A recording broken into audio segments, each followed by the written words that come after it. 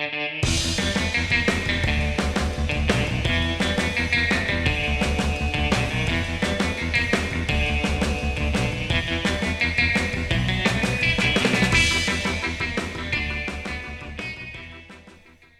right, Rach, let's just cut to the chase. What was your score? This was so hard to score. I will not tell you until the very end. So Nice try, nice losers. try. But oh my word, I don't even know. Maybe I'll change it to as we're talking. I could definitely see that happening. I don't know. Yeah. It's either very good or very bad. No, no. But in a way, that's somewhat accurate. Yeah, yeah. Like there are moments of it that you're like, this is like a cheeseball movie, and then there are moments you're like, this is really delightfully like sensitive and like beautiful. Mm-hmm. I don't know. It's a hard movie to talk about. It's very tricky. I'm curious at what the critics' consensus and all of that stuff. Yeah, get ready. That might also be all over the place. Yep, absolutely. Okay, ladies and gentlemen. Yes. On a night when people have died, unfortunately, a man is reborn to carry out vengeance and to find peace and harmony in society. That man is called the Crow. That's the opening of the movie, something like that. What did we say? Yeah, we're pretty sure. Crow flying through the city. This is what's going on. People once believed that when someone dies, a crow carries their soul to the land of the dead. But sometimes, something so bad happens that a terrible sadness is carried with it, and the soul can't rest. Then sometimes, just sometimes, the crow can bring that soul back to put the wrong things right. Rach. More or less. Rach. Yeah. Welcome back Thank to you. week number 5. 5. Whoa. This is your halfway point, ladies and gentlemen. Well, after this episode, we'll be halfway done with the season, probably. Holy buckets. Unless we get crazy like last year and we do more episodes. But I know I'm going to be busy this summer, so it might not be. We will see where we're at. Yeah. Maybe. Who knows? But I'm not going back to school, so summer will continue to be off. Summer's permanently off. Yeah. Or is summer on? I don't know. How do we want to say this? It's hard to know how to phrase that. Both are true. The summer is eternal for me. We'll have a spin-off. Summer's on. but that means it's off. Well, it's on. Yeah, I don't know. So, Rach. Yeah? How's your week been?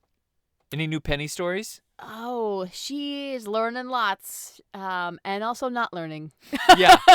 Yep, I believe I was studying the format right before this, and I heard you go, no. Oh, no. Do you want to tell everybody what happened? She just peed on the hardwood floor. But that's the thing. At least it was a hardwood floor, right? That's an easy clean. But she doesn't give me any warning sometimes. But she can be so good though. She can go other over times to the door. she'll go to the door and she'll bark. Yeah. And I'll be like, oh my gosh, we've had you for 3 weeks. You're already going to the door and barking that you need out. Like I that's know. so good. When you say it like that for 3 weeks, I know that we're still ahead of schedule. But I mean, she's like this movie. She's either very good or very bad. Yeah. It's hard to say. I don't know what I would rate her.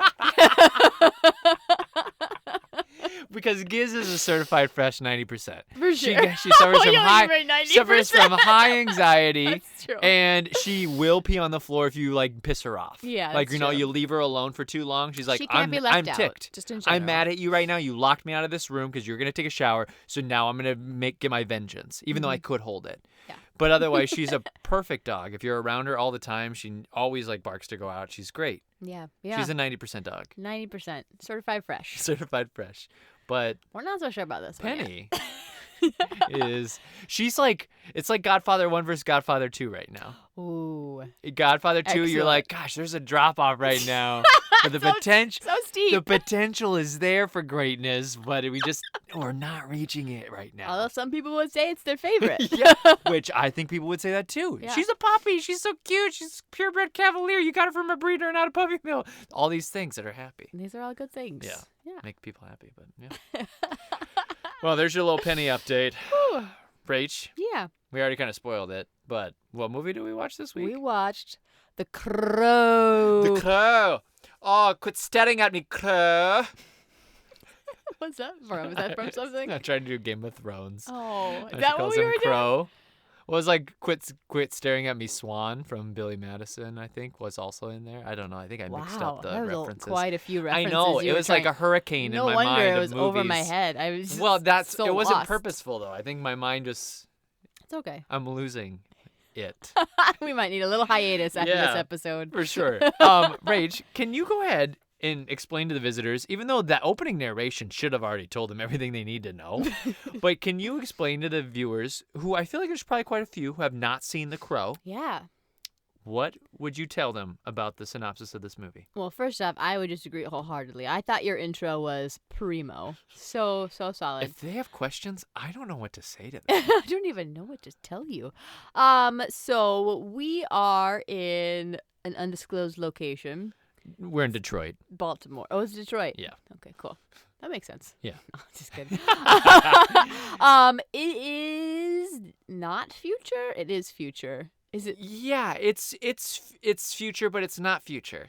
It's contemporary. Like, they don't try to do anything to make it seem like a futuristic world, but it's Yeah. like a different alternative reality, I guess. Yeah. Where just things a have gotten worse. Super gritty. It's kind of like city. Sin City, you know, like in Yeah. that movie, how Yeah. it's like present day, but it's a different world, kind of. That's Yep, kind of yep, what yep. this is, too. That's a great comparison. And our lead character, Brandon Lee. Mm-hmm. And for those of you who don't know, and Ty will probably get into this, the son of Jet Li. No. Nope, Bruce Lee. Yeah, there you go. Who's Jet Li? How's Jet Li? Jet Li is also like a fighter guy, but he spells his name differently. It's L-I Oh, instead so there's of no L-E-E. relation there? No. Dang it. No. Bruce Lee, sorry. No, that's okay. Apologies. But you know which one's Bruce Lee, though, right? I so do. Jet Li has usually a bald head and like a really long ponytail. Yeah, no. I'm Bruce thinking the Lee's one with the guy- like the Beatles cut. Yeah, almost. Beatles cut, and he always like tenses his neck and chest like Yeah. a lot. He has a lot of tension in his upper body. Sure. Yep. Bruce Lee was a character in Once Upon a Time in Hollywood, right? Yes. Didn't they have a little Yeah, Brad little segment? Pitt beats the shit out of him, which is Yeah, ridiculous. I did not. And I did not care for no, that. and honestly, had one of the most backlash moments of that movie was Sure. the fact that Brad Pitt beats up Bruce Lee. Yeah. People hated it. Yeah. Like, especially in the Lee family and the Lee fandom, were like, that's the most ridiculous thing I've ever heard. He was an actual trained fighter, and the lack of respect that you treated him with in that movie was just flabbergasting. I would People agree. did not enjoy that. I agree, 100%. So his son is in this film, and so anyways, he plays this rock star. Well, he's not really a rock star. He's just like in a band. We'll say. He's I don't in know a if band. he's a star. What are but they yeah. called? The Hangman something? Oh, something like really gritty and morbid like that. It's like very like underworld, very like kind of like seedy. We're really into like we're gonna get Oh. married on Halloween type of people. Here's here. what their name was. Oh, ready? The Hangman's Joke. Oh, yeah. That feels right.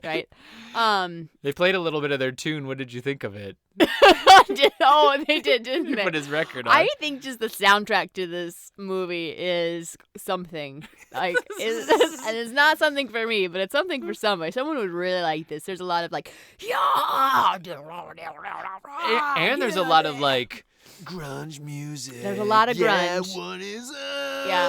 And I don't mind grunge as much because at least I like know where the Sure. lyrics are. and Yep. So, but yeah, there's a lot of like late '90s grunge, Uh-huh. maybe early '90s grunge. Yeah, Hard it's to say. actually early to mid 90s. No, mid '90s Mhm. grunge. So back to this character, and Yeah. I'm blanking on his character's name, but we can still call him Brandon. Oh god, his Eric Draven. Eric Draven. Say that's all you like his name, Eric Draven, like So cool. Draven, Raven. Oh my gosh, I didn't even put that together. Draven, Raven, Crow. Oh my gosh. I don't know that that's a real thing, But but I it like to think sounds- it is. Yeah, it sounds like it. So the beginning of the movie, this is a spoiler within like the first like minute of the Yeah. movie. He and his fiance are murdered, Yep. brutally murdered by this gang who they're basically coming in because they want to intimidate his fiance because she does work as far as like equitable housing or something like that. Yeah, So and they want to. It's almost like degentrification. Like they're trying to kick them out of their apartment too, to like repurpose it for like their own doing too. I see. Yeah. Yeah. So anyways, so that escalates and both of them are murdered. And then a year later on their anniversary, and this is also, by the way, the anniversary is the day before Halloween, which is called Devil's Night. Devil's Night. It's like Hell's Day, Feast, Devil's Night, Devil Night. Which is basically, it kind of had like Purge-esque feels where like Sure. basically all the gangs in town run amok and just like fires Yep. and there's anarchy and all that stuff. So Yep. this happens on that night. A year later, and I'm trying to remember what exactly preempts this, but essentially we find out that Eric's character. Did you just see my brain? Like, I did. it was like A I was year doing later, long. I was doing long find division in my out head. That Eric's character. It was really funny. Okay, 2 plus 5, and then carry the 5, and then we're gonna hold that over. And the Yep. remainder is Yes. he comes back from the dead, essentially, to be a vigilante, to take care of and to pretty much kill everybody who was a part of his and his fiance's undoing. Yep. And his what do we call this? This animal that like carries his spirit is a crow. Sure. So he can like see through the crow's eyes, and Mhm. basically if the crow gets hurt, he gets hurt. Like they're connected, and the crow is like what brings his soul back. Yep. Yes. Yes. Did I get that Yeah, part I correct? think so. And it just follows his antics. He just has a fun time, like finding all the bad guys and Yep. doing them in. And he, has a young kid friend who remembers him from back in the day. And there's a cop that befriends him. So, it's just like, it's a good time. It's a good time. It's kind of like Count of Monte Cristo in that he's like come back and now he's getting his vengeance on each individual person. Like he's going around getting his vengeance. Yeah, for sure. Yeah, you're right. You're right. You feel like you're not attaching yourself to this proposition as strongly. No, I agree with you a lot. Mostly. But it's also like the movie Ghost, where he's also getting his. I think it's more like the movie Ghost. Yeah, you're right. It's more like Ghost. Like Demi Moore is dead. Yeah, Demi Moore died, but Whoopi is the little girl Yes. and the cop at the same time. Yeah, I think it's much closer to Ghost. Yeah, for sure. 90s grunge ghost story. Love it. Yeah, so that's it. Well, this is a movie that I saw in high school. Why do you think I was really attracted to this movie?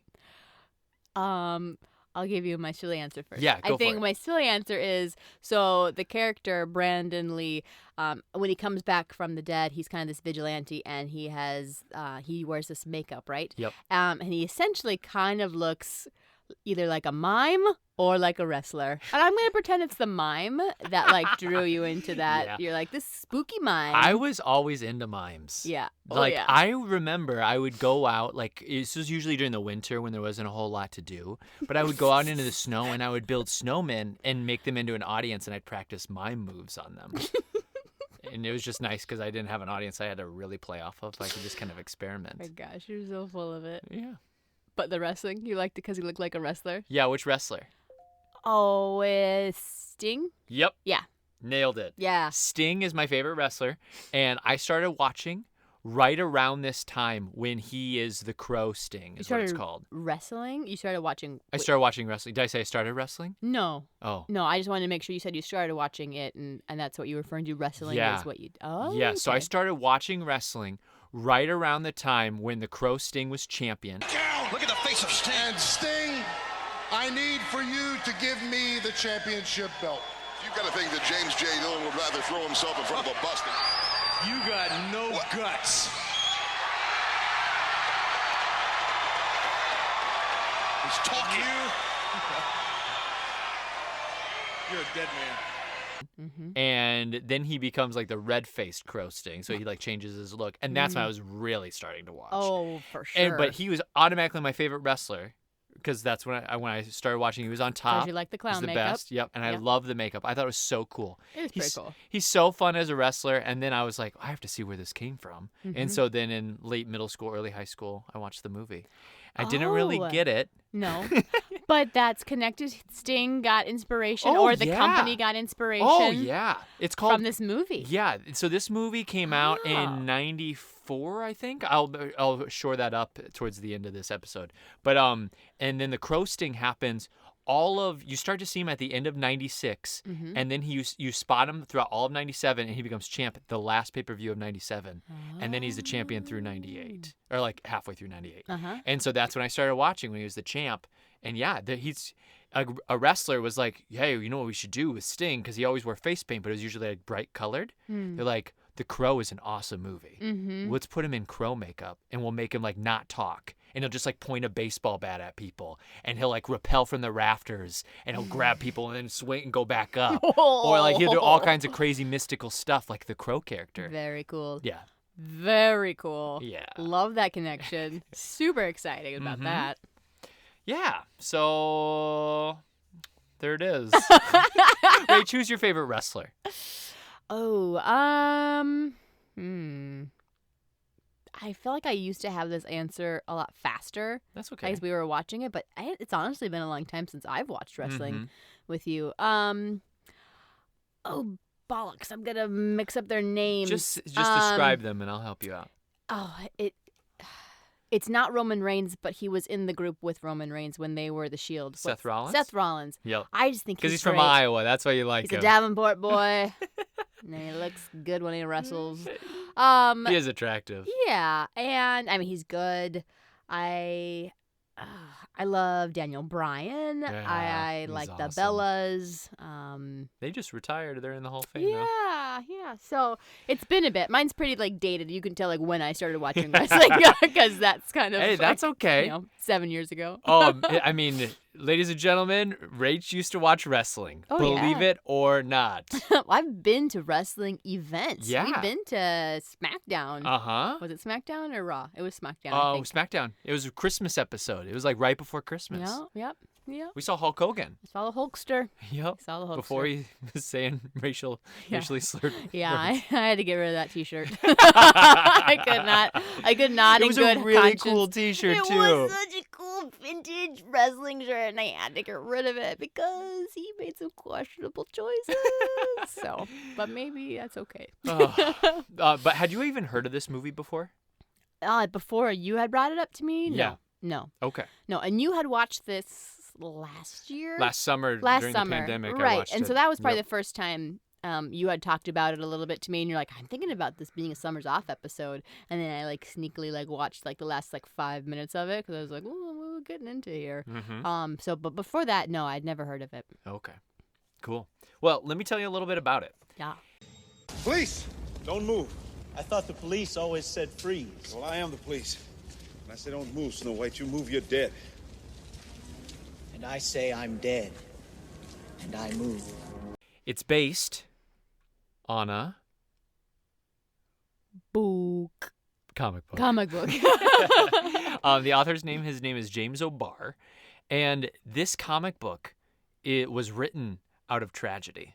Oh. James O'Barr lost his fiance to a drunk driver who hit her, Oh. and then he wrote the comic book to kind of like cope with everything that had happened. He got really into like drinking and drugs and everything, but then he found his like peace by writing the comic book. He thinks it kind of saved his life. Oh my gosh. But he was also, so not only did he have that incident, which really got him in the groove for writing this comic book, but he was inspired by the story that he had read about around this time, where this couple, they were engaged and they got mugged, and they mugged him because of her engagement ring. And her engagement ring ended up only being worth like $50. And they not only like mugged them, but then they raped and they killed both of them. Oh my the people. gosh. Yeah. And so it was just like a really traumatic and horrible story that was like the loss of human life for very little. Yeah. And so Oh, he was just really gosh. inspired by that. And not inspired in a good No, way, but but like like, influenced by that. Like, yeah, wow, there's absolutely. stories to be told here about like the cruelty of humankind and how, and like what would it be like if that were to happen? And then like the love, like how does love transcend death and all these like bigger things. The comic book comes out in the late 80s, comes out in 89. According to the author, I don't know if this is true or not, but according to that author, he says it's the best-selling black and white comic of all time. Walking Dead had to have beaten that though. Oh, by now, yeah, probably. because By that was now. such a huge deal. For sure. But at that But- time, it probably was, because I can't think of very many black and white comics that were around that time, Well, besides Sin City with And Frank it Miller. probably, don't you think, got a resurgence when this movie came out? Don't you think people were like, Sure. ooh, Yeah. what's this based on? You know, Yep. like you would just pique your interest. Yeah, you're probably right on. Oh, I know I'm right on. So the screenplay writer who came on board wrote some classic cinema, Uh-oh. and he wrote Texas Chainsaw Massacre 3, the one with Matthew McConaughey in it. Did you know Matthew McConaughey's in a Texas Chainsaw Massacre I movie? did. I didn't know it was number 3. Yep, I he- was giving him the benefit thinking it was 1. Nope. It's 3. He plays like a random member of the family who's like a Southern boy who like stops over and he's like creepy and weird and everything. Oh, interesting. And then this guy also wrote Critters 3 and 4. Whoa. Yep. Likes those sagas. Yeah, you know, the later like, ones. Some really high quality work. Rach, do you know anything about Critters 4? Specifically for. If you had to guess, what's a famous trope that scary movies like to do with later sequels? They like to take them to a specific setting. Space. Yep. Yes. Critters 4 really? is in space. Not New York. No. It's in space. Critters 3 is in, I think it's New York. It's in an apartment building, like it's in Must a city. be New York. Probably New York. Yep. But this writer, he jumped on board and he's like, okay, for The Crow, the Eric Draven character should be like a gothic rock and roll Terminator. That's like what his whole concept was for it. Bingo. Yeah, you think he nailed it? I think so. Okay, cool. More or less. It took him 2 years to write the script. Surprised? Not surprised? What do you think? That's a long time. That's a very long time. Yeah, I'm surprised. Yeah. I think you can do a lot in 2 months.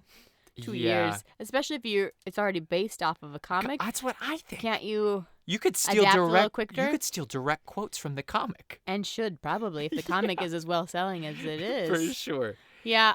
That's a 2-monther for sure. I mean, I've never done it, but I think I could do it in 2 months. Now, the director of this one, he had never directed a movie before. He was a famous music video director. Oh. Can you see that influence?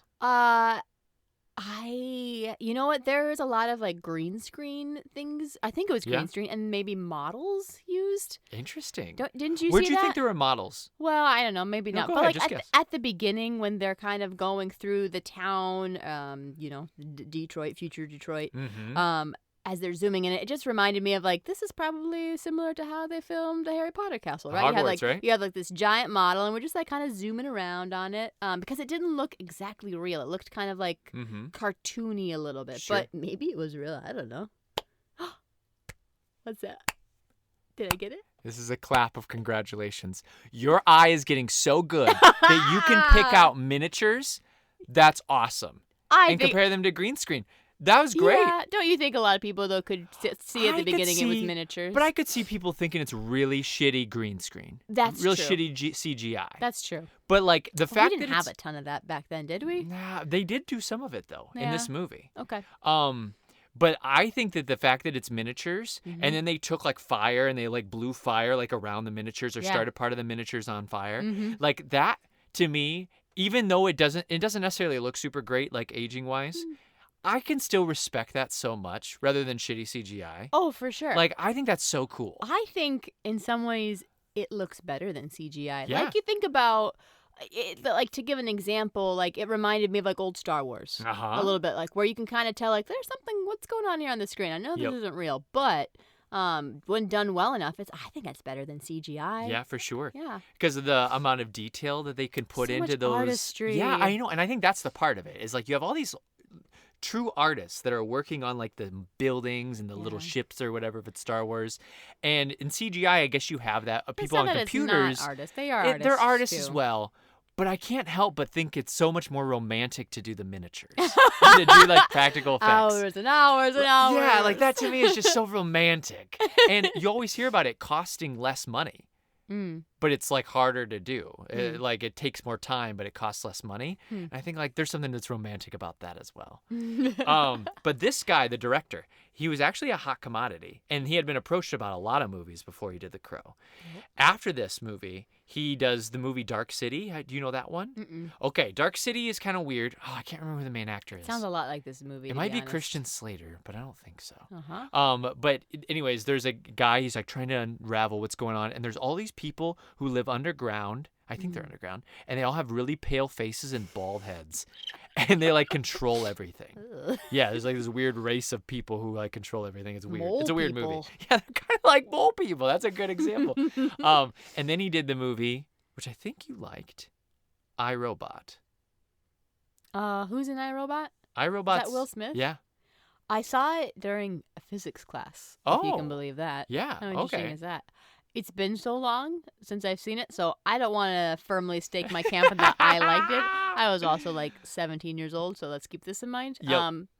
But I probably didn't hate it. When I watched it at a younger age, like you said, probably Yeah. around 16, 17, Yeah. I enjoyed it. Yeah. I thought it was pretty good. So you're right. It might not hold up. Yeah. But I enjoyed it at the time. Sure.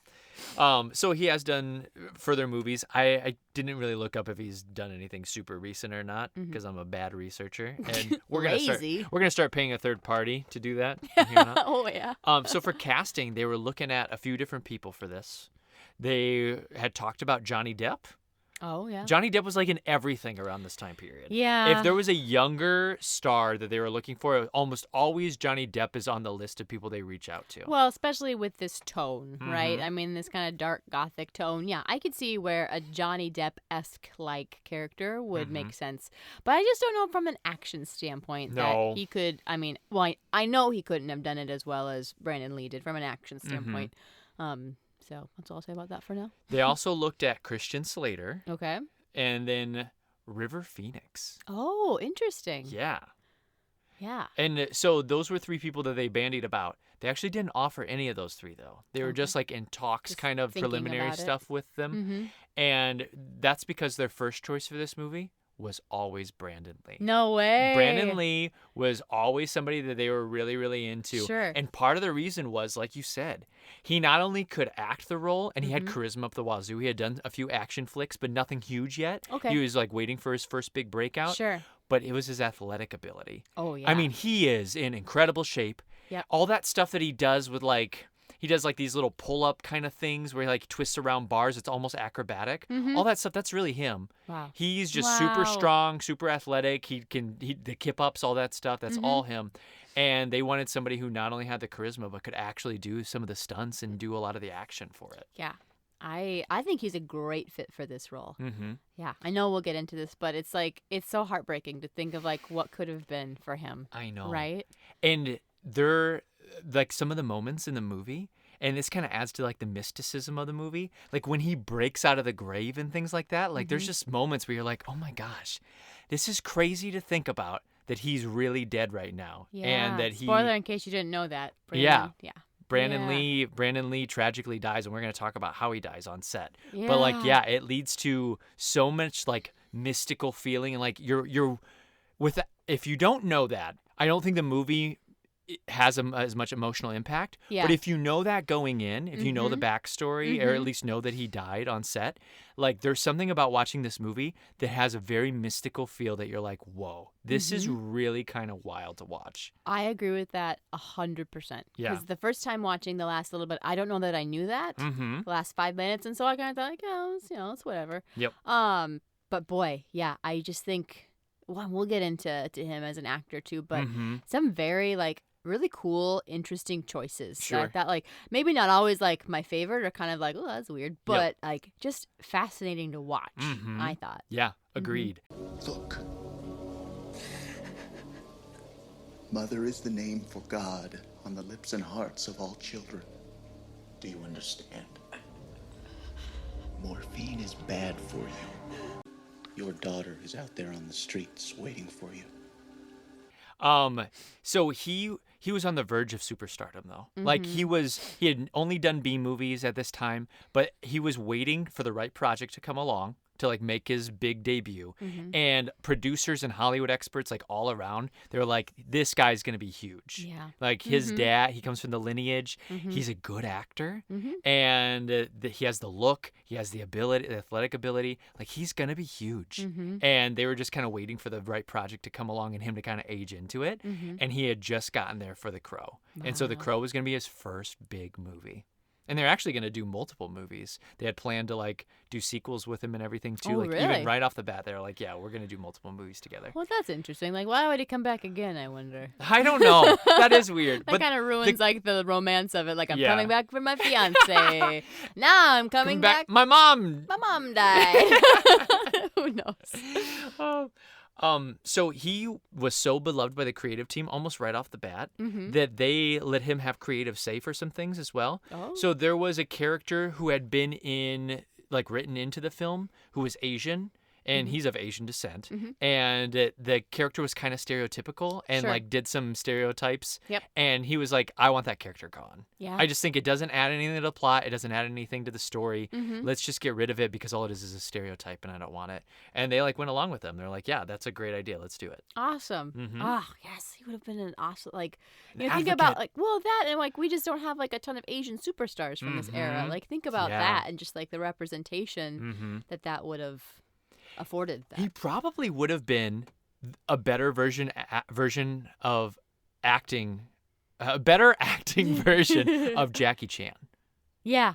Like thinking about when Jackie Chan yeah. kind of ruled the roost Well, in the late and, 90s, like, early a 2000s. heartthrob, and, Yeah. like, I mean, very, and no offense to Jackie Chan. No, yeah, because but- Jackie Chan's not that attractive, No, though. but Brandon Lee is attractive. Oh, yeah, he is. So- He is a hottie with a body. Ernie Hudson, do you know who that is? Your great uncle. No, unfortunately, no. He is in Ghostbusters. Okay. He is the cop. Are you gonna vanish into thin air again? I thought I'd use your front door. Oh yeah. Yeah. Did He's you the remember cop him in from this- Ghostbusters? I knew that he was something somewhere a long time ago, but I couldn't put my finger on exactly what it was. Oh, okay. Thank you very much. Yep, Thank you very got it. much. There was a couple famous bad guys in this movie, and I like pointed them out to you, and I was like, "Hey, do you know who this is?" So there's a tall black guy who like works as the advisor to the main bad guy. Yes. Did you recognize him from anything? No, I did not remember him from anything. Okay. And I've thought about it since, and I still say no. Okay. Okay. You wouldn't know him from this, but he is in the Night of the Living Dead remake. He plays the main dude in that. Good for him. But here's how you should know him. Mhm. Candyman.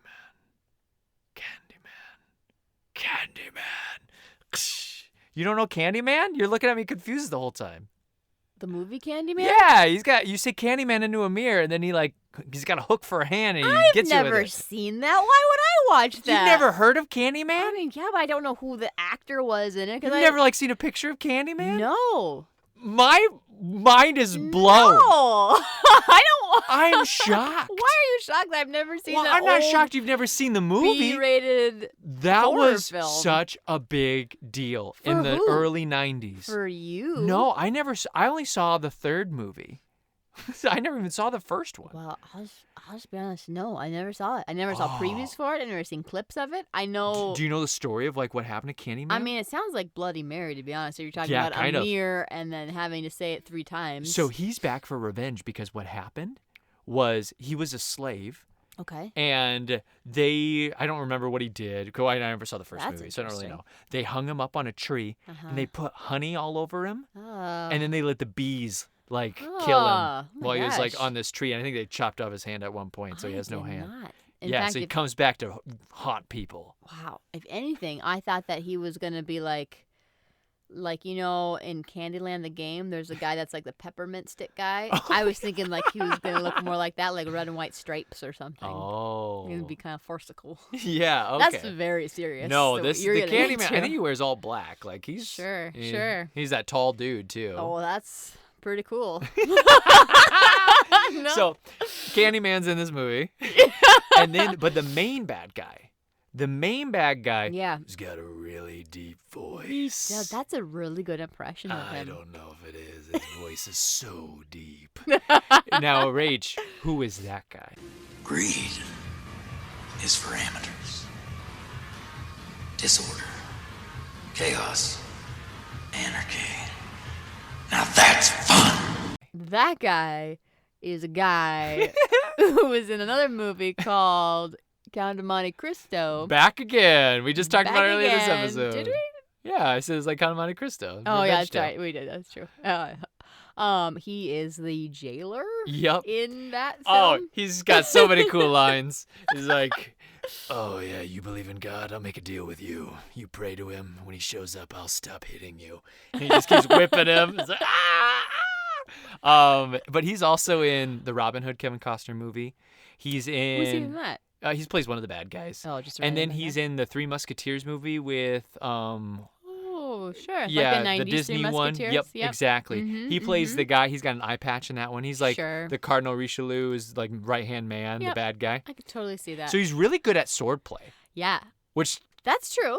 plays a factor That's in very this. Like true. he does sword fighting in every one of these movies. He has long hair in almost all of those movies, too. Do you He think does. it's his real hair? I do. No. It's so long and so full, all the way down. No, but it's down not. to like his it's not hips. full later on though. Like in Count of Monte Cristo, he's got the receding hairline with that long hair. Well, yeah. I think it's like wrestling. Shawn Michaels. Yeah. He kind of was like that too. I know, like the scalp itself is not full, but like the back is more full, so that makes me think that there's some added extensions in there to add some fullness. But Oh. I think he probably does have long hair. I in real think he life. does. Yeah. I think he does. Yeah.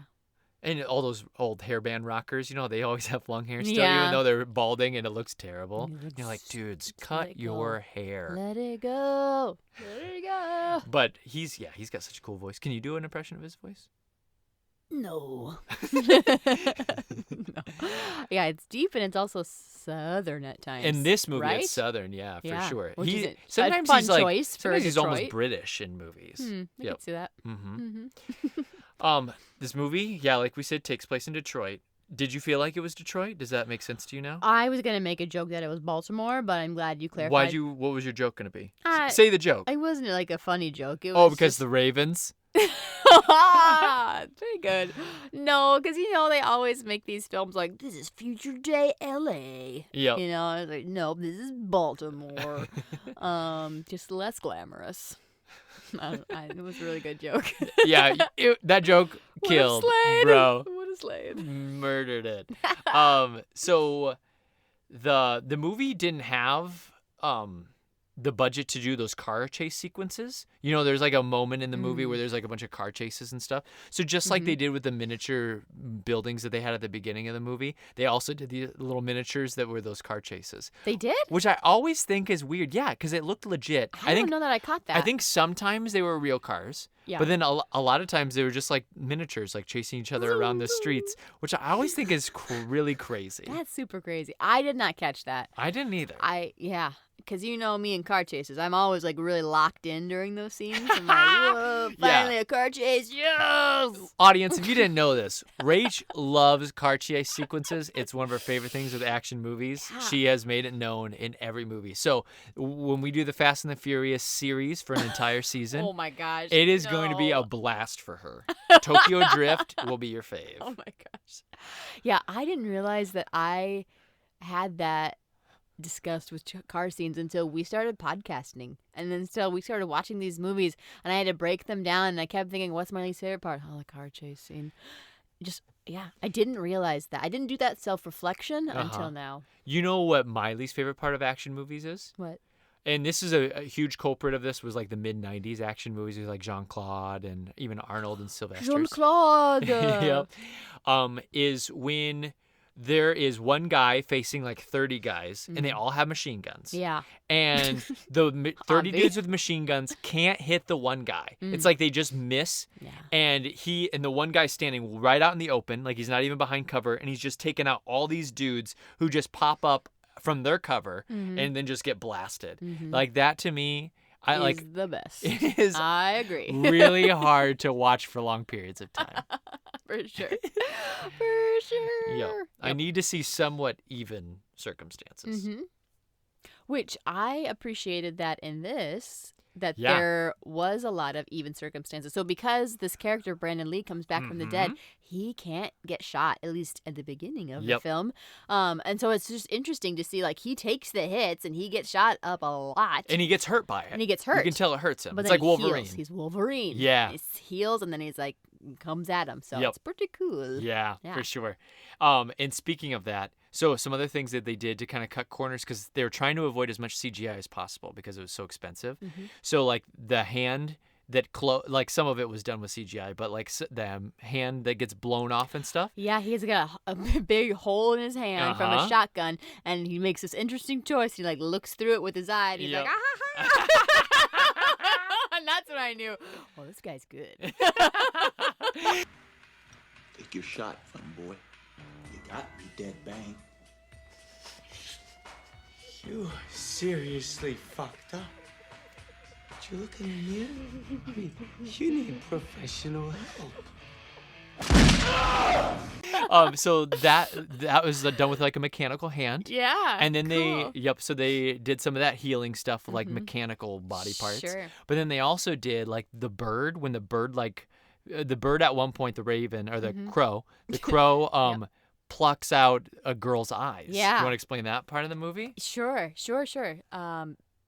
Yeah, he plucks out some girl's eyes. I don't know what else to say about it.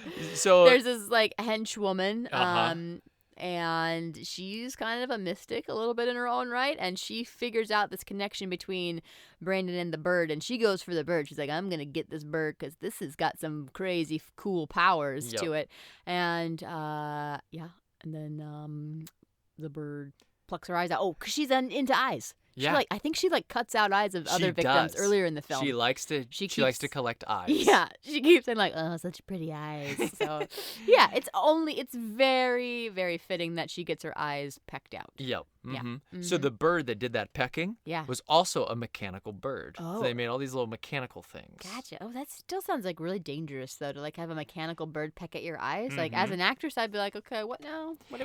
Why are we doing that? What'd you think of all the names of the bad guys in these movies? Tonks. What was one? Tix. Oh gosh. Tutu. Yeah, you're so cool. Tintin. Somebody stuck his blades in all his major organs in alphabetical order. Well, gentlemen, by all means, I think we ought to have an introspective moment of silence for poor old Tintin. Tintin. Yep. Yeah. Tintin. Very scary. T-Bird. Skank. Oh yeah. Skank was the one you can never tell what he's saying. He's like, whoa, yeah, mush mouth. I hated that character. Fun Boy. Yep. And then this character that we were just talking about got her eyes pecked out. Her name is like Micah, I think. Oh, cool. Or She's a Micah? cool girl. Micah. That's a fun name. Oh my gosh. Yeah, they left a bit to be desired, right? They're also cronies though, so Yeah. how cool of a name does a crony get versus the main bad guy, which I don't remember his name, but I'm sure it was a lot cooler. I didn't write it down, and I don't remember it either. What was it? It was probably something really cool. It was probably awesome. Like, what do you want to name him? I don't know, something kind of fancy. Okay. Sir, let's put it. Yeah, or like Count something. Yep. Sinclair. No, that's not so stupid. That's French. I don't know. I'm Okay. failing at this. Hey, that's okay. Obviously, this is a lot harder than it looks. This is why it takes It 2 took years. him 2 years, babe. To write this. Yeah. That's hard. Tintin doesn't just pop into your head overnight. But each one of these bad guys has like a shtick, right? Yeah, they have preferred methods of killing, and it's very poetic that they all die essentially by their own hands. So Yep. one gets a bunch of knives on him, Tintin. Tintin, Fun Boy gets essentially morphined to death. Yep. And then one goes up in flames. Yeah, Which one's because that they're all one? about fire. Yeah. Remember, they're like, fire it up, Yeah. fire it up. They always So chant things. what's cool too is that the character Eric Draven, as this ghost character, kind of leaves this calling card at each of the sites, and so he basically draws a crow wherever he leaves. And so one time it's out of blood, Yep. another time I don't know what it's out in the drug scene. What he I draws don't it remember out what of. he does there either. I was actually trying to think about it Yeah. because I was writing them down as we went. Yeah. But I didn't write that one down. Maybe it's out of drugs. I don't know. I can't picture it. But Yeah, I don't remember. the coolest one, Yeah, I think. same here.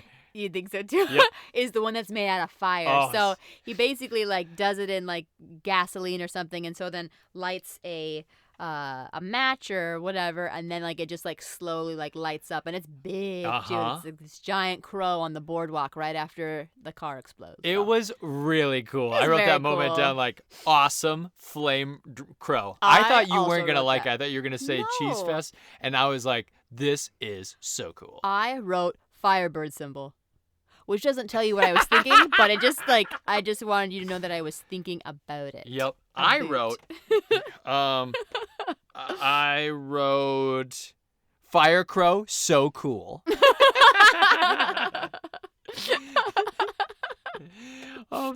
Hey, where do you think they got the idea for the makeup for the crow? Oh, the OG? Yeah. Mimes. You're really close. Clowns.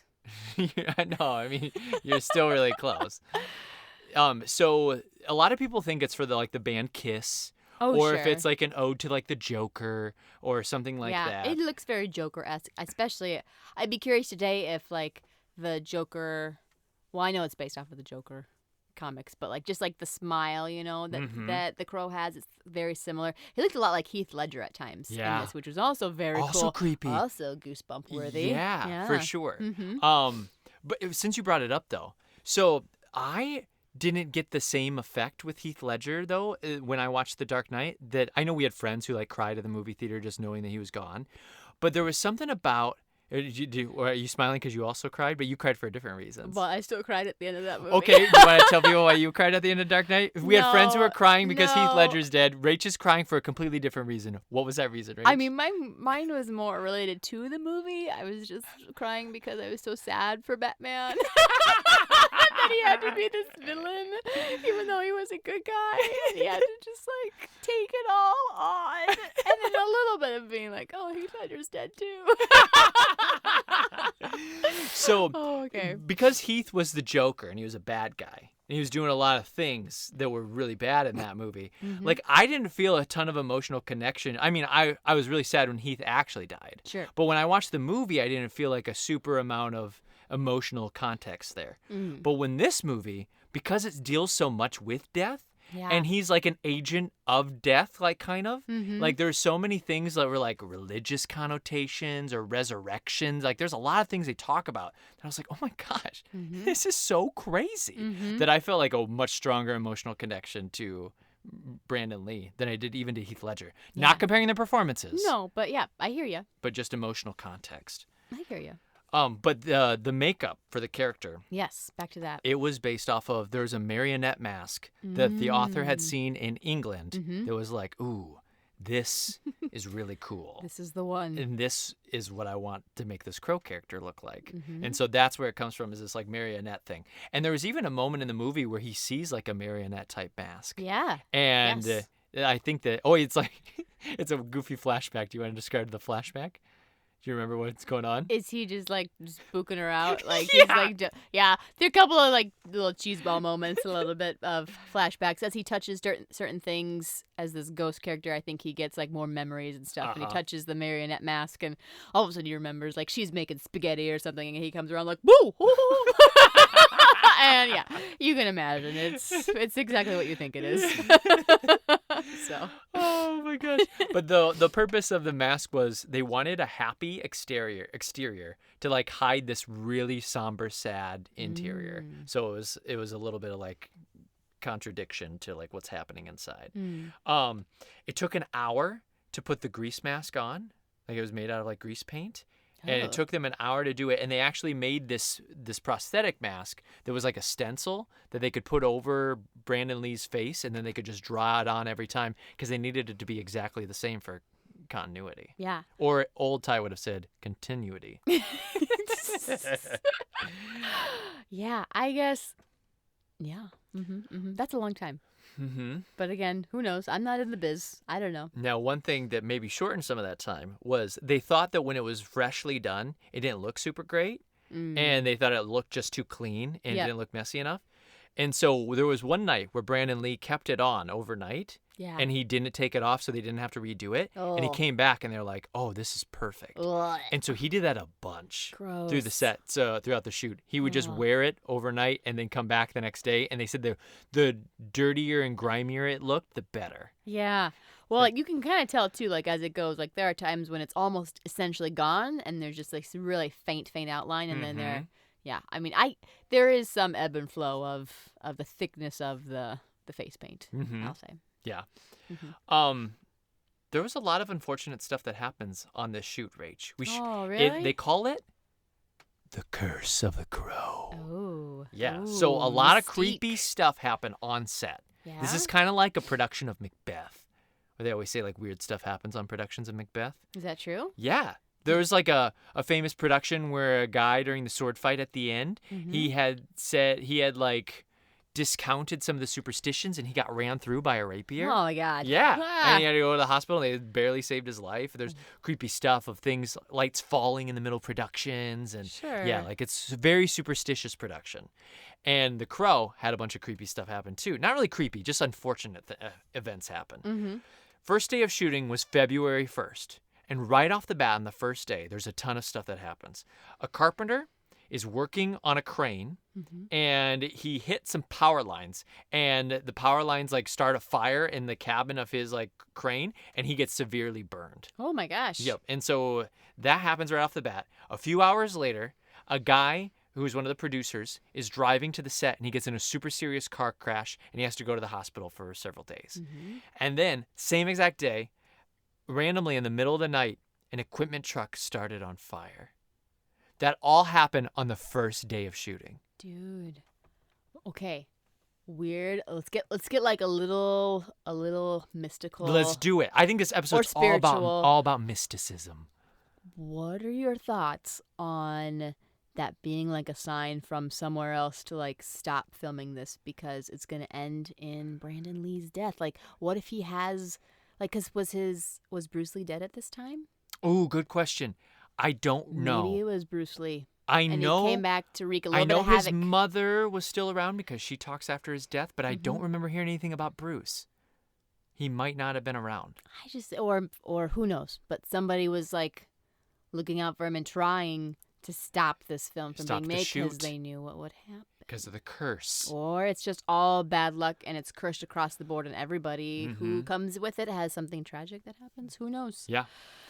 Fascinating. So, listen to more things. More things? Oh, way more things. Oh my gosh, that was a lot. So, there's a sculptor who gets fired. He's really good at his job, but he's kind of a dick. And he drives his truck through a building. So that's not really like something supernatural that happens, but just like a crazy thing that happens. That's crazy though.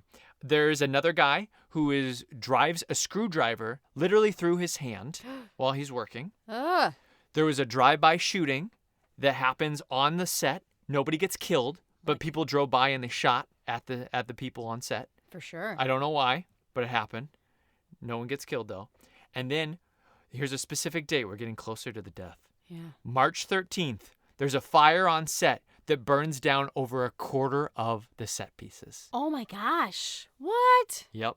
So they've had all kinds of crazy shit that's happened. Weird. And people start asking questions before Brandon Lee's even died. Yeah. And they're starting to say things like, do we really think that this shoot should continue on? Like, it seems like there's a lot of problems. Hollywood is like sending reporters to the set to see what's going on. And the publicist actually gets on in a live interview, says there's no curse, nothing weird's happening, because people are already saying, like, is this set cursed? Is this movie cursed? Is The Crow cursed? It's already being thought of as cursed Yep. prior to this huge event. Yep, what happens. And the publicist says, I've been on sets where people have died before, and nobody has died yet. This is not a cursed movie. Oh my How much gosh. more could you doom the shoot Whoa. than to say, like, nobody's dead yet, it's not cursed? Oh. The director, they had asked the director too, and they're like, hey, Do you think that this is, with all the problems you've had, are you guys handling things appropriately? Is there need to be like more protection? Do you need to take more precautions for everything? Mm-hmm. And the director justified everything and by saying like, look, we film in 24-degree weather or 23-degree weather at night because so many shots are done at night in the rain with water, or like fake rain. A lot of rain. And Brandon Lee is wearing next to no clothing in certain scenes. And they're like, Lee sits there with his shirt off in 23-degree weather, and he hasn't even gotten sick yet. There's nothing that we have to worry about. This shoot is going to be fine. Oh my gosh. Once again, saying there is dooming, no curse. Now they're dooming him specifically. Yep. Ooh. So Ooh. March 13th, everything burns down. Yeah. 18 days later, so 2.5 weeks, March 31st is when everything changes. Oh gosh. I guess it doesn't change. It just gets worse. Yeah. Yeah. So they're filming the sequence, and I was like, Rach, pay attention to this scene right here. Mm-hmm. They're filming the sequence when the 4 bad guys, Tintin, Skank, T-Bird, You don't have to and name all of nope, them. I have to. I Fun know. Boy. Fun Boy. Nice. Thanks, Rach. They all burst in and they rape his So the beginning, fiance. the beginning flashback. The beginning scene. flashback scene Yeah. is the last thing that Brandon Lee shoots. Department of Housing. Code violations? Safety hazard? Place looks fine to me. Let's redecorate.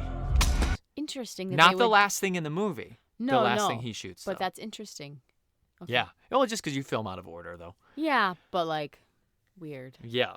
And so I know, isn't it? Mm-hmm. It's so weird. Mm-hmm. So they're doing one of the takes of that scene, and there's a moment where Fun Boy picks up a gun and he shoots Brandon Lee's character, Eric Draven, in the abdomen. So here's what happened. There was Fun Boy pulls out the gun. They film a close up of him loading it with dummy bullets. Dummy bullets aren't real bullets, but they actually have gunpowder. They're bullets without gunpowder, but they're real bullets. Okay. So they took the gunpowder, they discharged the gunpowder out of them, but they're actual shells that could actually hurt you. You know, they could pierce the skin. Sure. So there's these dummy bullets that they showed him putting in the cartridge, or what? Not in the cartridge, but in the revolver. Yep. And then they took those dummy bullets out and they put in blanks. So then you can actually shoot the blanks. They get the sound, they get the cartridge that dispels, they get everything that you want for the film. Yep. What they didn't realize is that the dummy bullets that they had put in there for the close-up of him loading the gun, Yeah. one of the dummy bullets got lodged in the gun, deep in the gun, and didn't get out. Oh my gosh. And so there's this dummy bullet stuck in the chamber. They filled it with blanks, which blanks have gunpowder charges on them. They put the blanks in there, thinking the dummies are all out. And granted, it's just a freak accident. This is what I'm trying to like paint the picture of. And so then when Fun Boy picks up that gun and he aims it at Eric Draven and he fires, the dummy got expelled from the chamber of the gun and shot into Brandon Lee's abdomen right on the side, and it pierced the bottom of his spinal cord. Oh. And gosh. he didn't die right away. They actually rushed him to the hospital, and he is there for 6 hours, and then he dies. The director, when it happens, they don't even realize anything's wrong. Brandon Lee falls to his knees, and he falls over. Yeah. And they are like, cut. And then they're like kind of starting to talk and stuff. Sure. And nobody even notices Brandon Lee doesn't get up. He's not getting They up. just think like, okay, he's just taking some time to reset, you know? Yeah. And then they look over eventually and they see that he's still down. And they're like, what's going on? And then they go over to Brandon Lee and he's not conscious anymore. Oh, and so God. nobody knew what had happened. Oh. Just crazy. Oh. Yep. The curse of the crow, ladies and gentlemen. Dude, this is making me well up. Like, It's so sad. It's awful. Oh, and I have more sad stuff to tell you as well. More? Okay. Yep. I'm ready. So he was only aged 28 when he died. He had his whole career ahead of him. Like, this was just prime time for him. The scene that we see in the movie of that sequence is not the actual footage of him dying, though. That's good. Yep. They had taken a shot before that they used for that. But then that footage was out there, but I think it's kept under lock and key. So they won't like release it, obviously, Mm. because I mean that'd be traumatic, it'd be crazy. And actually, Yeah. they think it got destroyed by the FBI when they like took it, or the police when they took it for the accident report and things like that. Yeah, that would be weird to hold on to that. I mean, I yeah. get why from a police standpoint that you would need that, but there comes a certain point when it's like, ooh, do we hold on to this? Mm-hmm. And I don't know if they even have it anymore. Yeah. I know but there's a huge misconception that scene that you see in the movie is the actual footage of him dying. I thought it was because you said watch this scene. And I Yeah. thought like, oh my god, is this the scene? Gosh, that's gross. Do you want to know the saddest part? Did he have a kid? No, but close. Mhm. He was supposed to get married right after shooting. Oh. His wedding date was April 17th. Oh, it's your birthday. It was my birthday. Yeah. But it's only 2 weeks after shooting was going to end because he dies March 31st. Jeez. Yep. So he was just Oh. about to get married. Oh. After his death, Paramount Pictures they were the producers on this thing Mhm. and the distribution company, and they dropped out of it after Mm. his death. They said Mhm. the project was doomed. We don't want to be associated with it anymore now that Brandon Lee is dead. And Miramax actually picks it up. And Miramax picks it up because the Lee family decides, we don't want this movie to not get finished. Once they had told them, they were done with about 75% of the movie. Mhm. They had about 25% left to go, and they thought that they could finish the movie with everything. They only had a few more scenes that they actually needed Brandon Lee for, Yeah. and everything else they thought they could do with the use of extras, stunt doubles, things like that, Mhm. and have a lot of like shadow shots or like in the Yeah. in the shadows. Sure. Like a lot of those shots are not Brandon Lee; they're just dressed to be like him. Got it. And there were other scenes where they took other scenes that he had filmed that were cut from the movie, and they like used CGI to cut out the frame of him, and they put him in different backgrounds, and to like try to make shots work and things like that. So they did a Interesting. lot of trickery to make this film work. Did you Wow. catch any of that? No. I mean, I assume that it didn't work just like where it's the last day of filming and then this happened. So I knew there had to be some pieces, but Mhm. watching it, I guess I wasn't looking for that either. So, but yeah, I didn't see anything. Mm-hmm.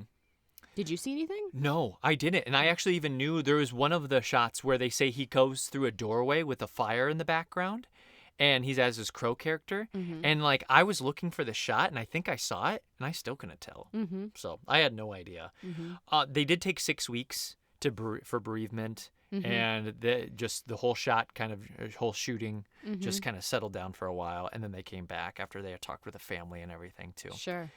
The guy who accidentally shot Brandon Lee, Yeah. Fun Boy, Yeah.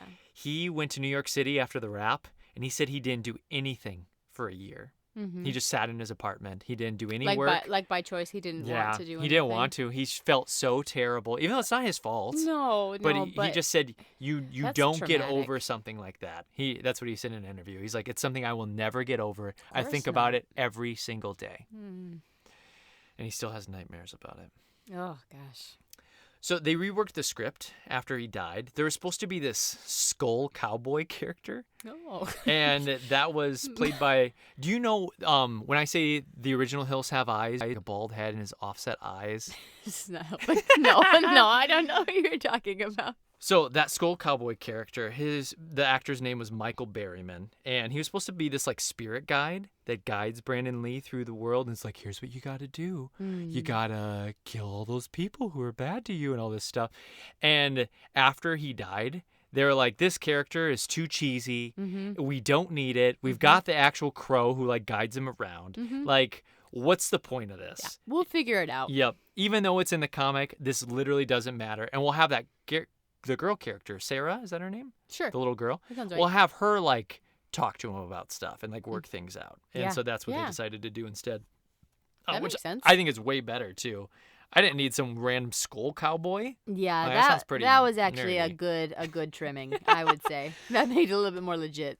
This movie also was supposed to be really creepy and violent. Mhm. Like that's the original intention of the movie.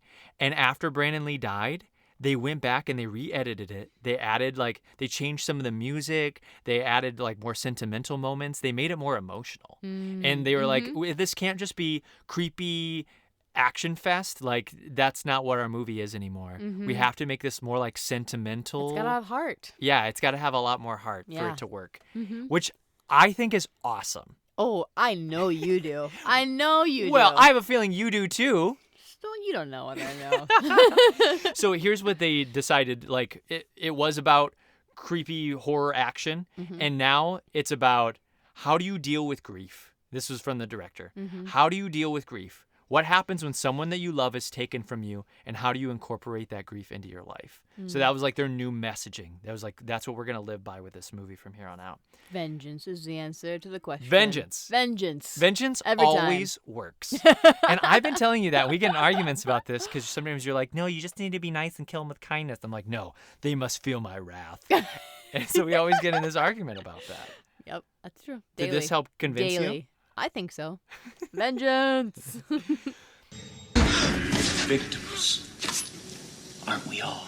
It cost them an extra $8 million to do all the edits and to do all the CGI and everything. That's over a third of their budget. So it was only supposed to be $16 million to start with. And they ended up dumping another 8 to make it 24 mil after he died, just to get everything worked up. So when they first screened this movie, there was a big question that everybody had. And I'm wondering if this is your question too. The producers kept getting, why does he come back to life? Yeah, what is the impetus of the year later, the anniversary? What do you think? Am I supposed to know? I don't know. No, you're not supposed to know. Oh, okay, very good. Because the producers say, who cares? It doesn't matter. It doesn't matter why he comes back to life and when he comes back to life. All that matters is he comes back to life. Oh, are these the same producers for Lost? Who cares? We'll explain it later. It's fine. Who cares? We'll figure it out. We'll fix it in post.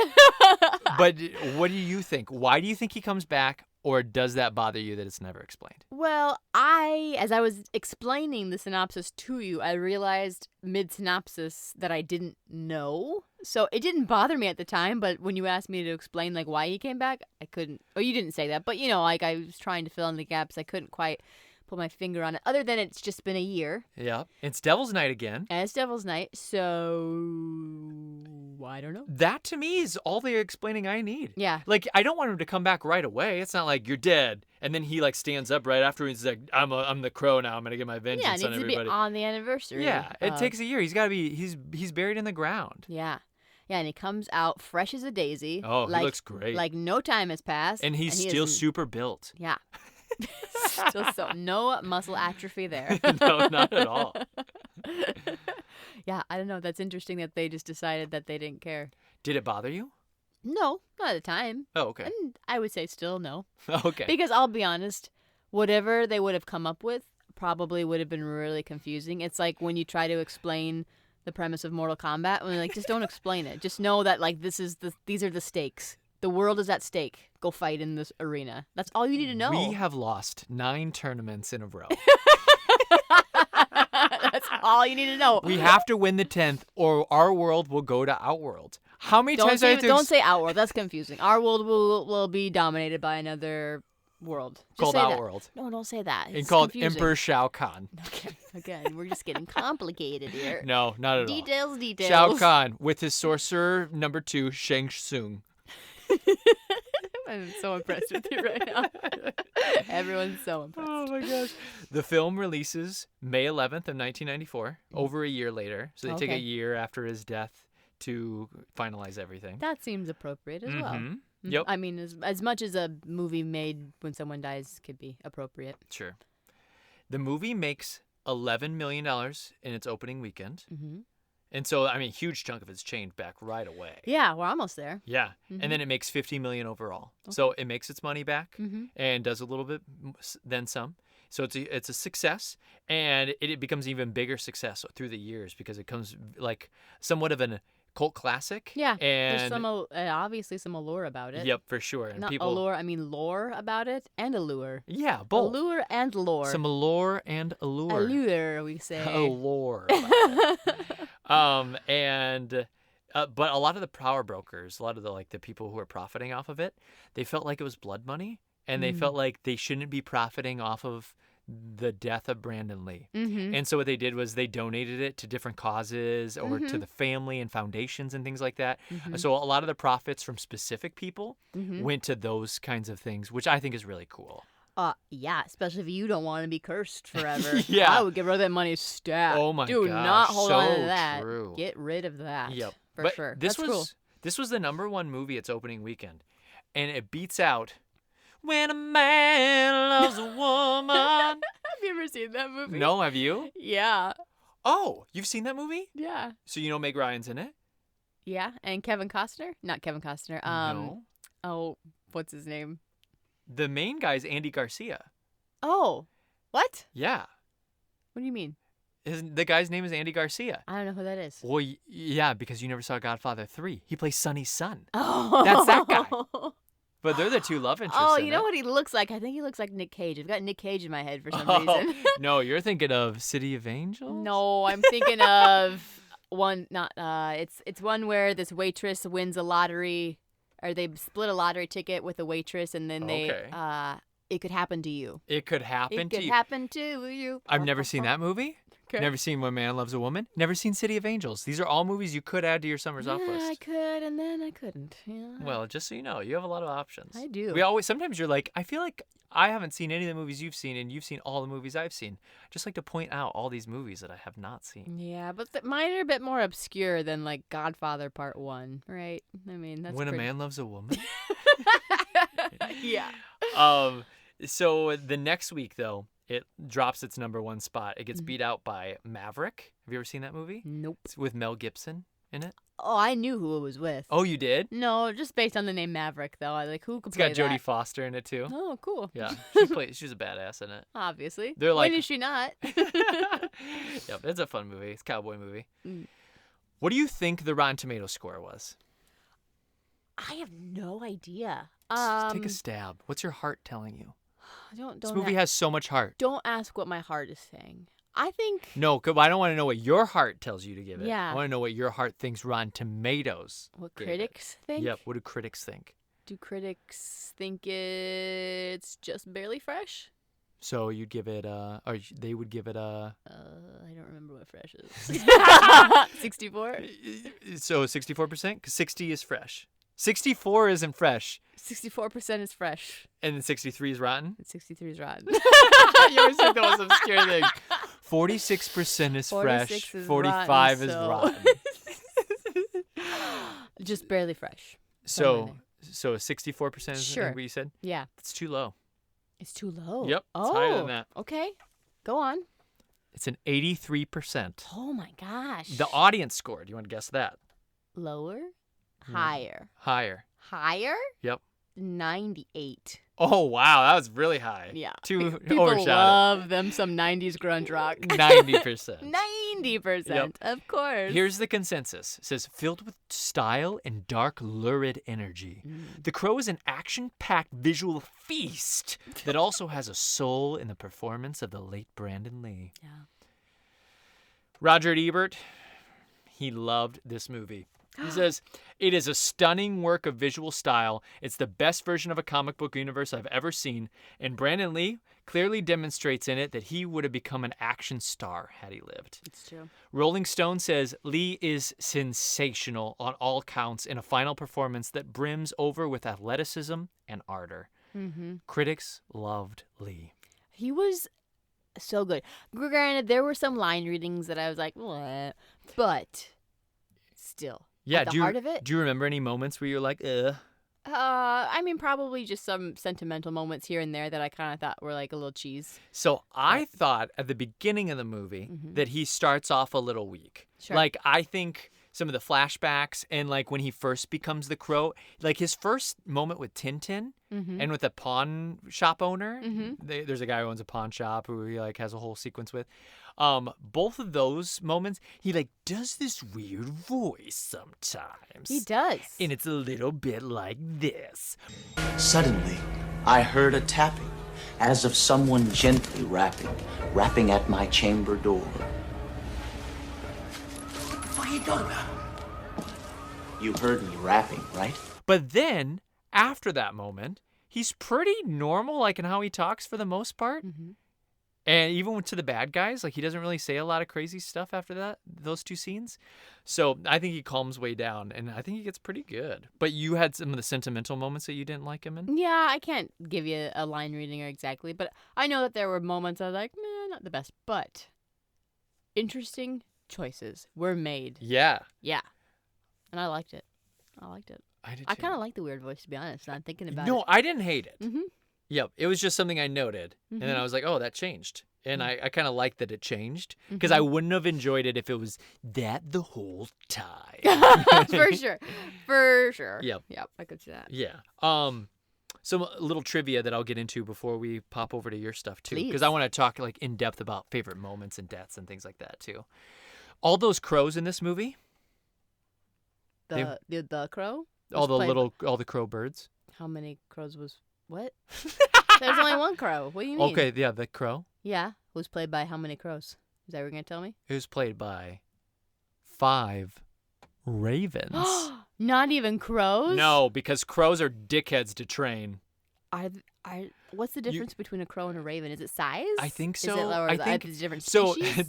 There's a big argument about this on set. Like, Really? we shouldn't use ravens. They're supposed to be crows. And the guy who was like the animal trainer is like, nobody will know that they're not crows. I don't know. He's like, trust No. me. How are they going to Only know? bird experts are gonna know that these are ravens. You They're have never nothing to gonna worry know. about. And he's like, and trust, if you wanted me to train a crow, they are going to never do what you want them to do. They're super stubborn. They don't like to do anything. They're so freaking hard to train. Mm-hmm. Ravens are smarter. They're really easily trained. Like, think about the ravens that are at the Tower of London. Do you want to talk about those ravens at all? You've been watching that Tower of London show all There's the a time. great little show on Smithsonian Channel, if any of you guys get that randomly. It's just kind of like a little mix of history / behind the scenes of the Tower of London. Shout out to you guys. Sponsorship would be really cool. Yeah, there's just, if you've ever been there, they have crows that are. I thought they're Sorry, ravens. ravens. Ravens at the tower, permanently there. These are typically ones that are either injured or they can't fly.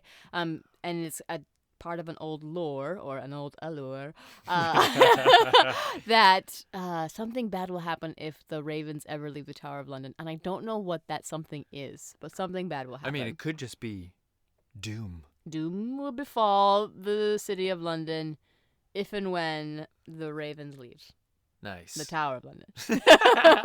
They're still working on the phrase of the quote. Yeah, the myth is a little chunky, but yeah, choppy. So they had 5 of these ravens trained, and ravens though usually sleep at night, and so they had to retrain their systems. Because they Think about the Tower shot of at London. night a They're lot. always walking around during the day. They're just waddling. They're always around. waddling. Yeah, they Yeah. are. They're kind of little waddlers.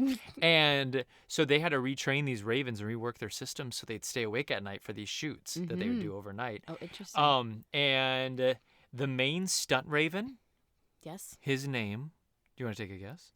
Or do you want to name him? Peppers. I like it. But this one's name was Magic. Oh, that's cute. And one That's fun really thing cool. about Magic, there are more Crow movies that are done after this. Magic is in every single Crow movie. He is a great stunt raven. Yeah, he's probably a good luck charm, to be honest. Oh, for going sure. forward, don't you think? Yep. Yeah. I'm sure he is. Probably a mainstay.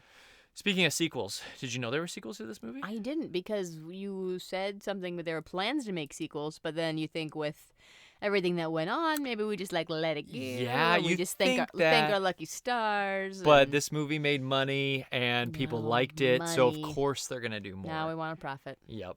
We don't have to give this money away anymore, Do you right? want to guess how many sequels there were? Oh gosh, there's like a large quantity. 4? Yeah, nailed it. There are 4. So the second one comes out only 2 years later in Okay. 1996. The Crow 2? The Crow 2. Mm. I think it's called Crow 2 City of Angels. Or maybe that's a later one. But then there's a TV series that comes out in 1997 starring Mark Dacascos. How do you know that name? I don't. Yeah, you do. Mm, Yes, you do. I don't. Mark Dacascos. The Cascos? Yep. Costco. Dacascos. I probably am butchering the name. Of Costco? No. Mm. You're always planning, Billy, and I'm sick of it. Oh, he's from Double Dragon? He's the red one. He's the red one? He's the one who's in the chef show. No way. Yeah. Mark What? Dacascos. Mark Dacascos. He played the Crow in the TV show. Cool. Yep. And then in the third Crow sequel, Yeah. You're making a face. Kirsten Dunst is in it. What? Yep. And I think it came out like in the late 90s. So like It was Oh. before her Spider-Man days, but it was probably somewhat Yeah. later in her career than you'd think. Well, yeah, because she was like a child star for a lot of it. So Yeah. It's somewhat weird that she was in that. Very curious. And then the fourth one has Tara Reid in it. Very fun. Very fun. Yep. I hope they die, though. They better die because Yeah. their vengeance is the Crow's storyline. Or if hopefully, Are they new loves? Is it the same crow? I but bet it's like new love. who I came bet back? it's like, well, I think they're all different crows. Oh, that's good. I appreciate Yeah, that. they're like different guys, usually in a band as well, and then coming back for vengeance on somebody. Mhm. But hopefully their romantic interests aren't still alive. Yeah. Yeah. That kind of defeats the purpose. Sure. Whatever. They're trying to do a reboot. It's been stuck in pre-production since 2008, but they've been trying to get it off the ground for a long time. Rach, what genre is this movie?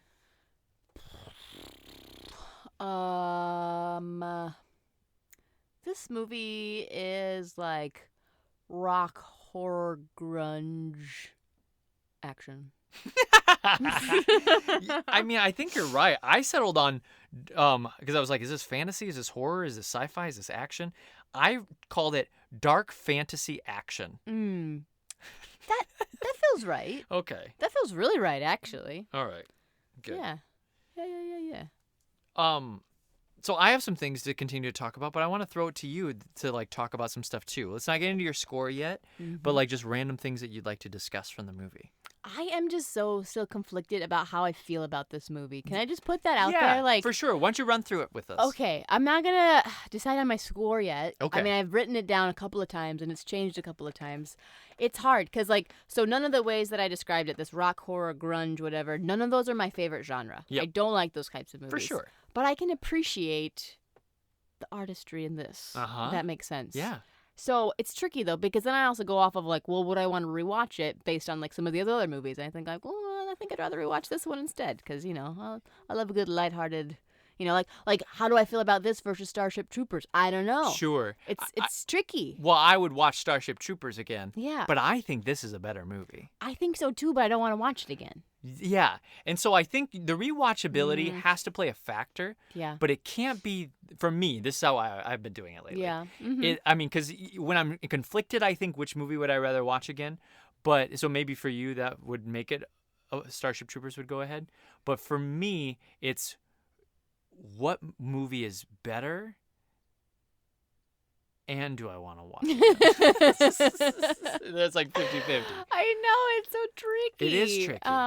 So, yeah. but Yeah. go through what you liked and what you didn't like about this movie. I think across the board, the acting's pretty good. Like, I'm trying to think of like people who I think are stinkers in it. And Yeah. I don't think there's anyone who's a main stinker. I don't care for one of the henchmen, the guy who's like really crazy and I can't hear him. He's got that mush mouth. Skank. Yeah. The last one to He die. just annoys me. Which, you know what's interesting? When he comes for Skank, so the Crow, Eric Draven, bursts in on this meeting of all these henchmen, Big kind of wigs, like the Double Dragon gangs, like they all have met together, and they're all in the same room together, and he comes in and he goes, "I just want him." And I'll leave, and almost like I'll go back to being dead, and like I don't need anything else from you. And it's really the bad guys who don't let it go. They could have just handed over Skank.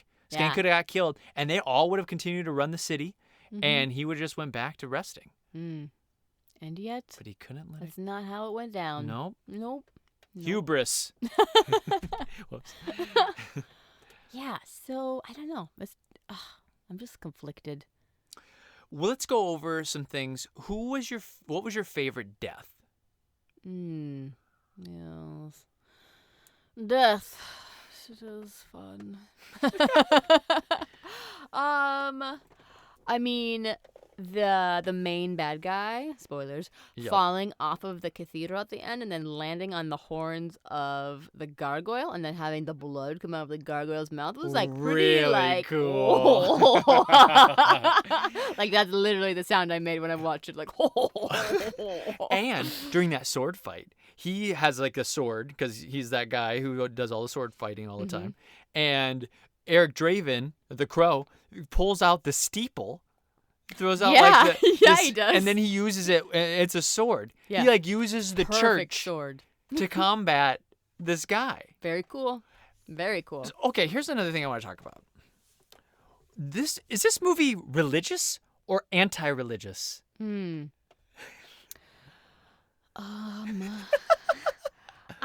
I take it as more religious, to be honest.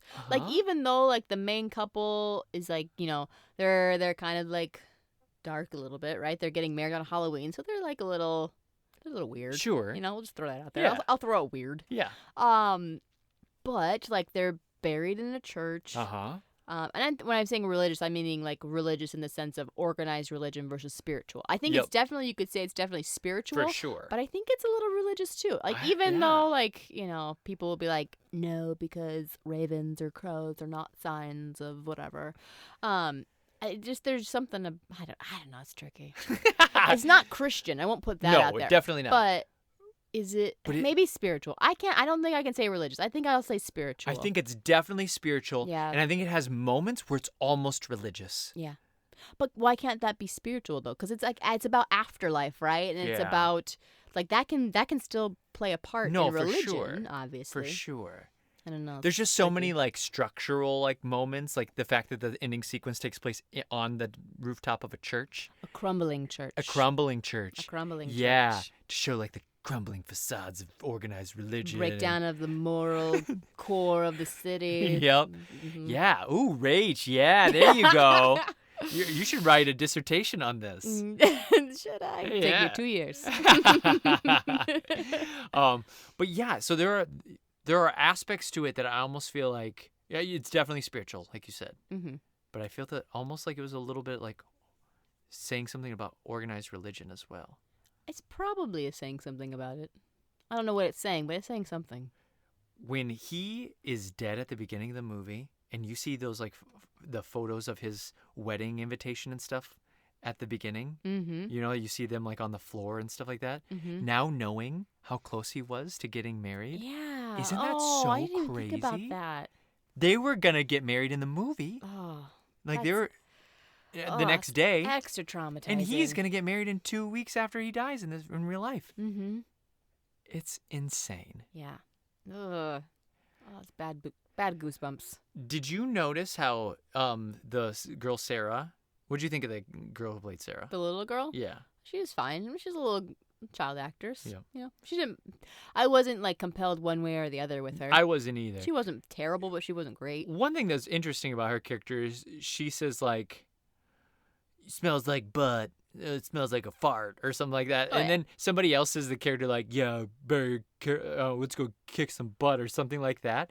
But then there's like F-bombs and there's nudity in the movie and stuff like that too. I did think that was a little weird. I was like, why is she not cussing in it? Like, she's kind of like a hard knocks kid, like growing up on the street. Her mom's a druggie, and she's raised by Eric and Shelley. No, but she's like a hard kid, like as in like Bart Simpson is a hard kid. Like, she's like that. Like, eat my shorts. Yeah. Like, that's well, she's still good. So we have to have her say butt instead of ass. But if she said the F word, I would still think she's a good kid. I just think that look at her surroundings. No, she can't. She can't say that word because then the underworld has won. She can't. She has to be pure and like just like rough around the edges, but not that. She can't be that far gone that she would say the F word. Ty, that's crazy. She's rough around the edges enough that she steals flowers off of another person's grave.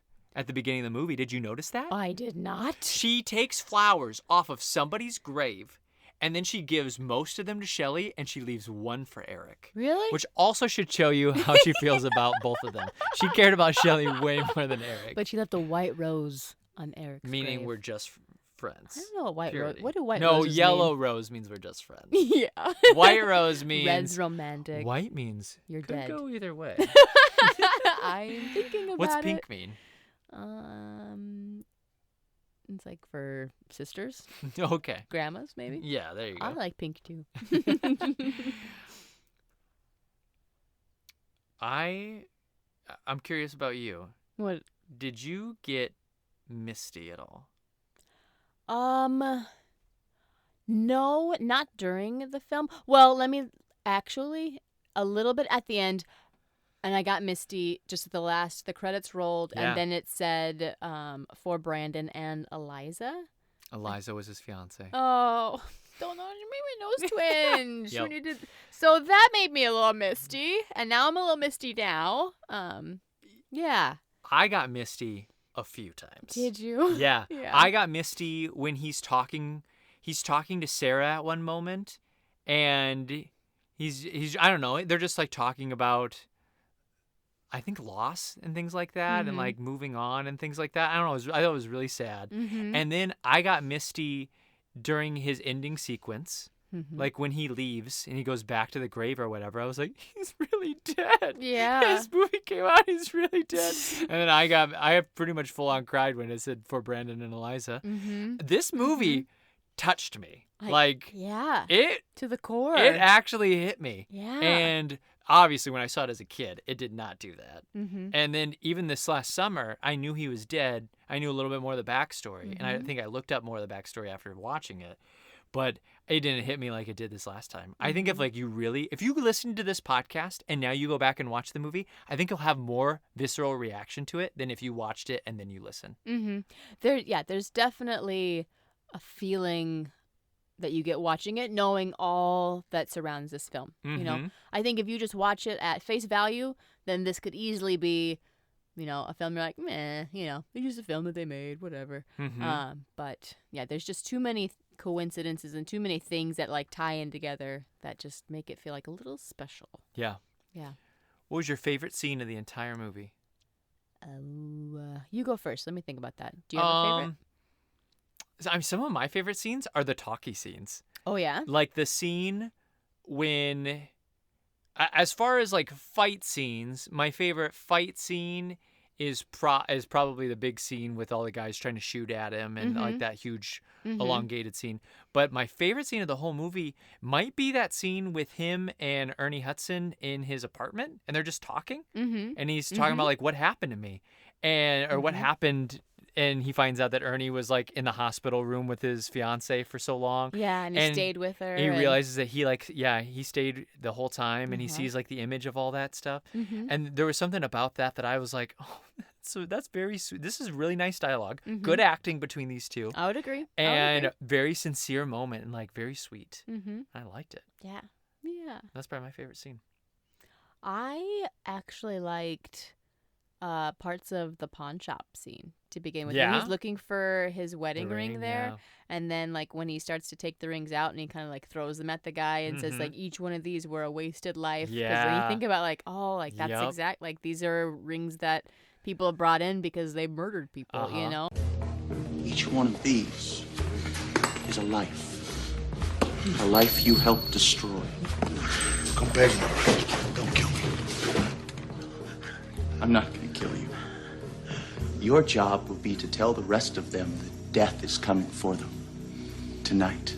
And think about the thing that the and author. now that I know that, that makes it extra special. Yeah. You mean that the author knew about the engaged couple that got killed? Yeah, exactly. Yep. That was a piece. So, Oof. yeah, because the ring itself, it's not like you can tell it's not a ring that costs a lot of money. Yep.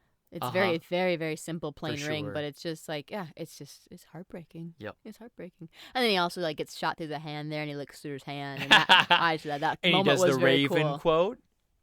Yeah, tap, that's right. tapping Rapping on my a door. Yeah, that was rapping cool. on my chamber That door. was cool. Yep. Very cool. Very poetic. I love a little Poe. So, would you like to give us your lowdown? Yeah. Or do you have other things that you'd like to talk about? No, I think we got it. I don't even know how to sum up this movie. My summary of this movie, I wrote this before we started talking about it, and like as we're talking about it, like now I'm getting misty. So okay, again, you just have to know that this is not my genre, right? Yep. This rock horror goth horror is not my genre. Sure. Yep. That being said, I would say, this is what I wrote. I said, this movie is not bad. This movie... I liked it if that was it. Here's what I said. It took a long time, but I finally figured out the right words. This movie is not bad. I said, this movie is not good. It just is. I'm going to walk that good part back a little bit. It's just, this movie is not bad. This movie is not my favorite. It just is? It just is? It just is my favorite? Okay, that doesn't work either. Okay, scrap that. That's a fail. But, so, let me give you a little, backstory on, where some of my rankings are, so this helps a little bit. So, we've got Double Dragon at 45, right? Too low, yep. Should We've jump got to Spice 60. World at 40, Okay. Never Been Kissed at 33, and Teen Never Been Wolf Kissed. at 28. I'm going to put this above Teen Wolf Okay. and below Never Been Kissed. So, I'm going to give it a 30. Wow, that seems low. I know it's low, but let me tell you all the things that are below this, and maybe Yeah. this will make you feel better. Mortal Kombat, I know. Starship Troopers, Mortal Kombat, Jingle All the Way, Crossroads, Halloween 3, Ladybugs, Friday the 13th. Again, Friday the 13th is a good movie. I just don't like it.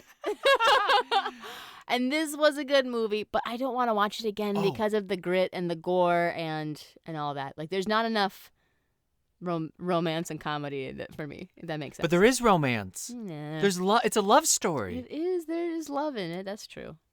That's true. You're not wrong. But I'm still going to give it a 30%. I feel good about Hey, that. when we watch Count of Monte Cristo, are you going to hurt me like this? What do you mean? We're going to watch Count of Monte Cristo? Eventually. I love Count of Monte Cristo. Okay, good.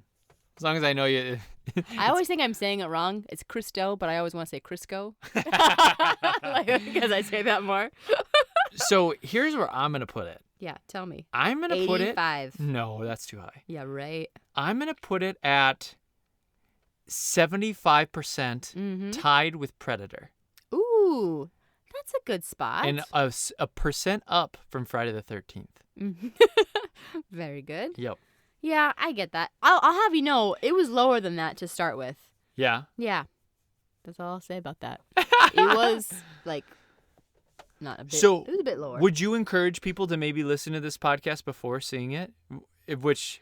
Yes, I would say there's not enough things that are going to be spoiled for you in it, like the bad guys lose. Yeah, you kind of know what's going to happen. And we didn't even spoil, how he gets vulnerable or anything. No. Did a little bit. But still, yeah, I would say listen to this first, if you have, as you have already, I'm assuming, and then watch it. If any of the things that we talked about pique your interest, go for it. Yeah. Go for it. Hey, I was driving today and running some errands, and a movie popped in my mind that I thought you might hate more than Big Trouble in Little China. I'm listening.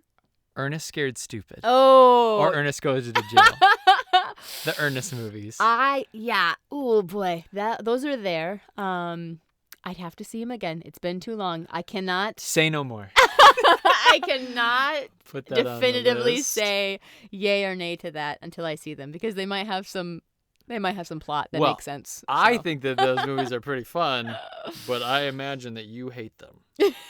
They're pretty grating at times, if I recall. Yep, all the impressions. Yeah. He never knew when to quit. Hairspray will fix anything. We took the high ground. Yep. Do all those characters, Nailing man. it. Well, Rach. Well, Ty. That was The Crow. Wow, we did it. We did it halfway through the season. I learned a lot today. Thank you so much. Yeah. I really appreciate that. Yeah, just lots of backstory. I know it wasn't probably the most fun or funny episode, but there's just a lot of heart. We had a lot of heart in this episode. Yeah. I think so. I almost cried on air. You did too. Yeah. I could see it. You got welled up at one point. I saw the waterworks. Yeah. Back behind those eyeballs. I was going to call them eye drums. Yeah, that's another thing. Rach. Yes. What's our next movie? We are gonna watch the classic rom-com When Harry Met Sally. Oh! You've not seen this one. I've never seen this one. Speaking of Maggie Ryan. Speaking of Meg Ryan and Billy Crystal's Billy hairline. Crystal, yep. When Harry Met Sally. Fun. Tune in. Should be fun. It's more like surfing than skating. I wish the rain would stop just once. It can't rain all the time.